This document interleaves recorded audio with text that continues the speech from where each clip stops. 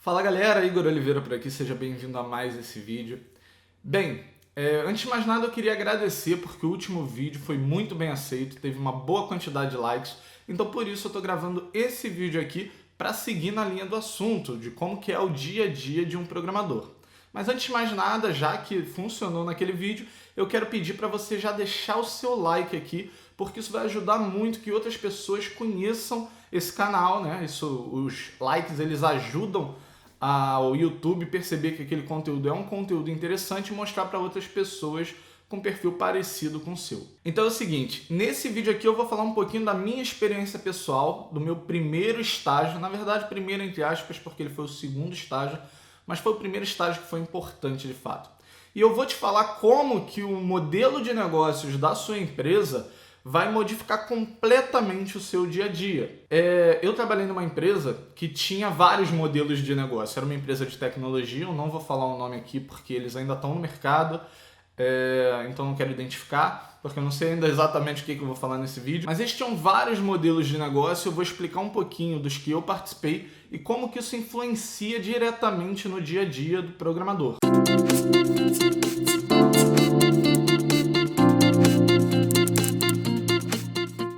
Então vamos lá, vamos começar lá no início. Assim que eu comecei esse estágio, eu fui direto para a fábrica de software.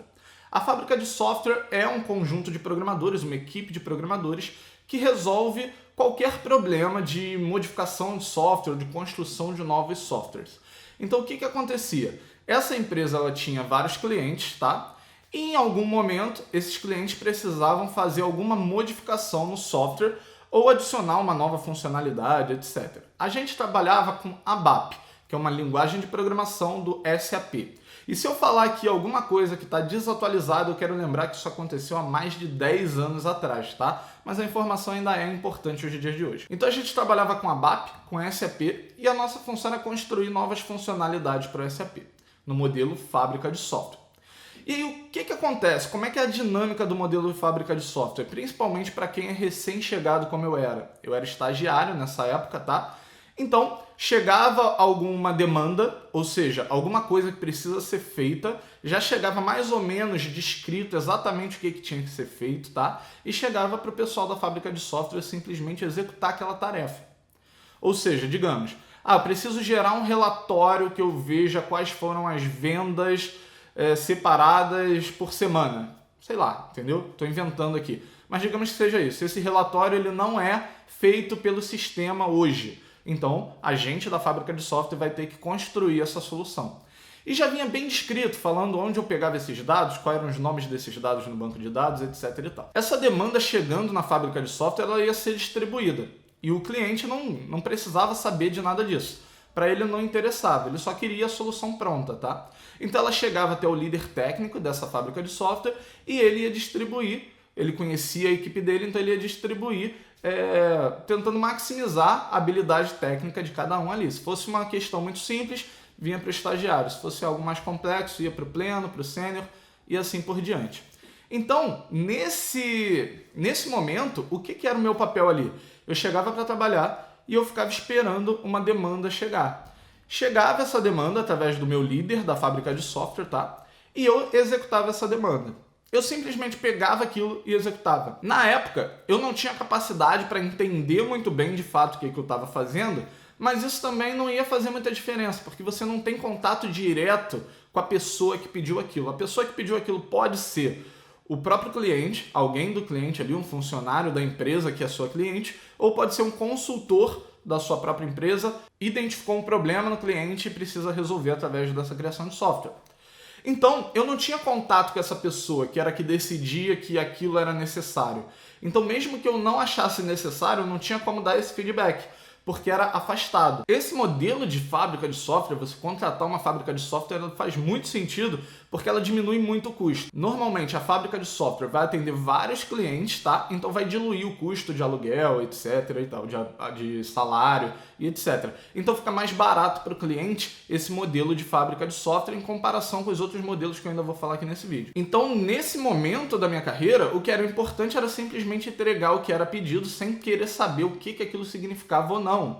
Inclusive, o meu horário de chegada e saída nem era tão importante assim, porque a gente estava ali na nossa empresa, né, com a nossa equipe, e o importante era ter a demanda do cliente atendida. Se eu conseguisse atender aquela demanda em 5 minutos e não tivesse mais nenhuma demanda no resto do dia, pronto. Teoricamente, eu não precisava continuar ali. A gente continuava, claro, tinha era o horário normal, 8 horas por dia, só que um atraso eventual não era tão problemático assim. E eu fiquei um tempo trabalhando nessa fábrica de software, depois eu passei para uma outra área da empresa, ainda dentro da mesma empresa, que era a área de consultoria. Nessa área, o que acontecia? A gente fazia implementação do SAP nas empresas. Então a gente ia na empresa, instalava o software, configurava o software, fazia alguma modificação quando precisava ser feito, normalmente precisava ser feito, e no final entregava, né, a implementação, colocava o software para rodar no ar, em produção e etc. Então esse era um projeto com início, meio e fim. E durante esse processo, como que era a dinâmica ali, tá? Nesse caso, todo mundo ali era consultor. Eu, programador, era consultor. Na verdade, nessa época eu ainda era estagiário, mas se eu fosse contratado, eu seria consultor. Então o que acontece ali? Você tem o consultor funcional e o consultor técnico. O consultor funcional é aquele que entende a empresa e ele consegue configurar o software de acordo com aquela empresa e, se necessário, ele entende bastante do software para fazer um documento pedindo para o consultor técnico criar uma solução que modifique o software ou que adicione alguma coisa ao software para poder atender a demanda daquele cliente, atender a necessidade daquele cliente. Então, beleza. O consultor funcional fazia ali o trabalho dele, gerava um relatório e passava para mim, que era o consultor técnico, construir aquela solução. Nesse caso, eu já tinha muito mais acesso a esse consultor funcional. Só que nesse modelo de negócios, a gente tinha outras necessidades, digamos assim, como empresa, tá? Como empresa a gente tinha outras necessidades. Por quê? Aquele era um projeto com início, meio e fim, com tempo determinado e com prazo para terminar, com prazo de entrega. Então, muitas vezes, digamos que eu estou ali, eu sou o consultor técnico, eu já tenho alguma experiência, o consultor funcional me passou uma demanda, mas eu identifiquei que para aquilo ali funcionar 100%, a gente precisa fazer várias outras coisas também. Só que todas essas coisas vão atrasar o projeto.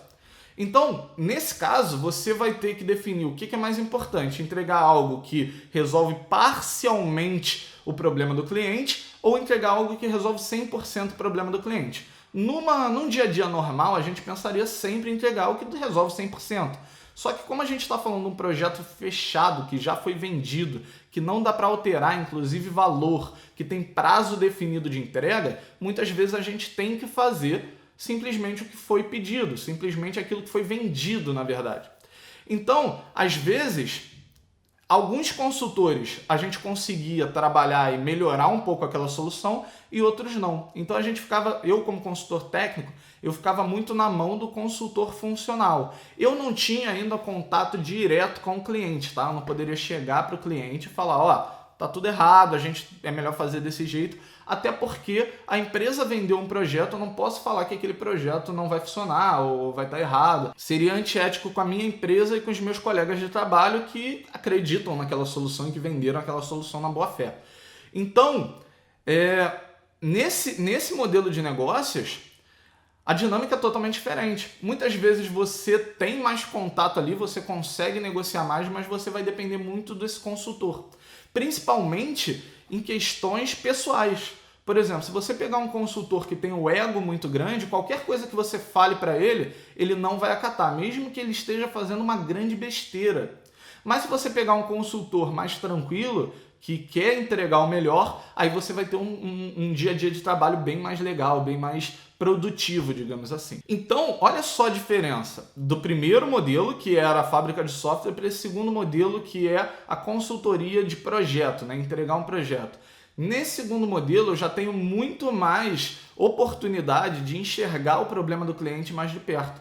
Eu não simplesmente construo, eu consigo acompanhar o porquê daquilo está sendo feito e até alterar, se for o caso, até indicar uma modificação. Já na fábrica de software, não. Eu pego alguma coisa que eu não sei qual que é o contexto. Eu não sei por que ele quer aquilo. Às vezes aquele relatório que ele pediu não vai servir de nada para ele e eu poderia saber disso se eu soubesse o contexto.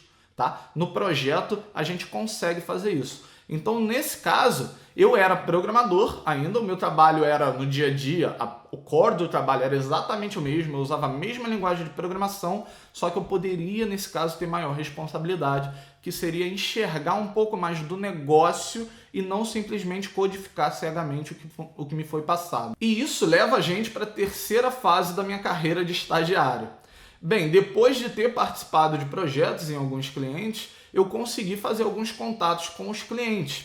E, eventualmente, depois que o projeto acabou, os clientes gostariam de ter, na empresa deles, on-site, né, alguns consultores, alguns analistas ali, para construírem algumas modificações pontuais. Isso seria mais ou menos a fábrica de software, só que dentro da empresa do cliente.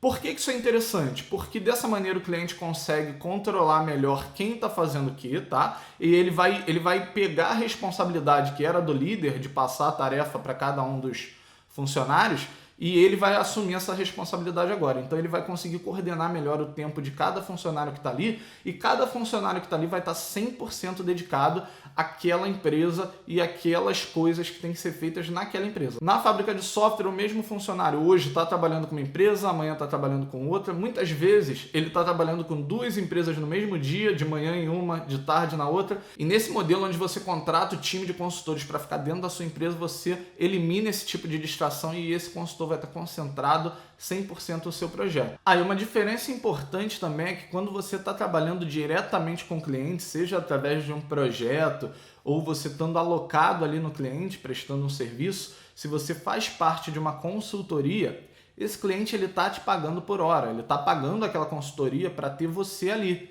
Então ele paga por hora. Então nesse caso, diferentemente da fábrica de software, o seu horário é muito importante, mesmo que você esteja sem fazer nada ali dentro. Isso foi muito importante para eu perceber que eu não sou empregável e tomar a decisão de nunca mais ter um chefe, porque eu não conseguia ter aquele sentimento de vender o meu horário.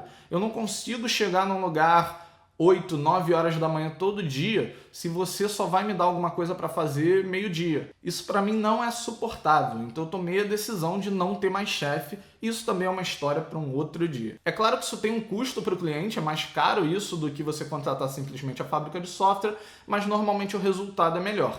E a vantagem de você não contratar esse cara direto e contratar uma consultoria é que você vai garantir que mesmo se esse cara, por exemplo, entrar de férias ou passar por algum problema pessoal e tiver que se ausentar alguns dias, a empresa que contrata esse cara vai alocar uma outra pessoa lá e você vai garantir que você sempre vai ter alguém ali para resolver os problemas e para trabalhar nas soluções futuras. Beleza, explicado isso um pouquinho, qual que é a diferença do dia a dia nesse caso para os outros modelos que eu falei aqui? Nesse caso, seu contato é direto com o cliente e o cliente ele tem interesse em fazer o melhor produto possível, ele quer o melhor resultado possível. Então ele vai estar muito mais aberto a te ouvir. Ele não tem mais aquele limite de tempo e de verba, quer dizer, claro, tem um limite de verba, só que normalmente é um limite maior, e ele vai poder sentar com você e construir a melhor solução possível, e não simplesmente aquela que está no contrato ou aquela que é mais rápida de entregar. Nesse modelo de negócios, quem vai se destacar mais é aquele que estiver mais aberto para entender o negócio do cliente. Porque conforme você entende o negócio do cliente, você se conecta e fala a mesma língua do seu cliente, e você prevê os problemas que ele vai ter, ele vai começar a te ver como um asset de valor, né? Como alguém de valor ali que ele não pode perder. E aí, se for necessário, quando você precisar, por exemplo, de um aumento ou você precisar de alguma coisa, muitas vezes o cliente vai acabar intercedendo por você. Eu passei por uma situação dessa, só que isso é uma história para um outro vídeo. Se você quiser, deixa aqui nos comentários que eu faço um outro vídeo falando como é que foi a minha ascensão, né, de estagiário a consultor pleno em 2 anos, multiplicando meu salário por mais de 10 vezes. Mas isso é outro vídeo, tá? Então a questão é que aqui você está muito mais próximo do cliente, as coisas são muito mais urgentes, tá? Porque você tem, às vezes, um problema que aconteceu que o cliente não está conseguindo vender porque deu um problema no sistema e você tem que resolver aquilo ali. Às vezes vão te ligar em horários que você não está de trabalho, no final de semana, E, claro, se você não estiver disposto a isso, outra pessoa vai atuar no seu lugar. Mas é claro que quanto mais disposto você tiver a esticar um pouquinho os seus horários, a fazer alguns trabalhos, mesmo cobrando por isso, tá? A gente ganhava hora extra, mas quanto mais disposto você tiver, mais valor você vai ter para a empresa, mais fácil você vai crescer ali dentro. Então é isso, esse foi o vídeo de hoje. Eu contei um pouquinho da minha experiência de como foi trabalhar numa empresa de médio para grande porte, que tinha várias áreas ali dentro e eu trabalhei em várias áreas dela, e como cada uma dessas áreas modificava completamente o trabalho, o dia a dia do trabalho, apesar de eu estar fazendo exatamente a mesma coisa, que era programando em ABAP. Eu espero que essa história tenha somado alguma coisa para você, e se isso aconteceu, eu gostaria muito de te pedir para retribuir com um like e um comentário, e talvez até compartilhar com algum amigo seu, ok? E deixem sempre sugestões para vídeos, porque isso é sempre muito bem-vindo. Eu vou ficando por aqui, eu espero te ver no próximo vídeo, até lá e valeu!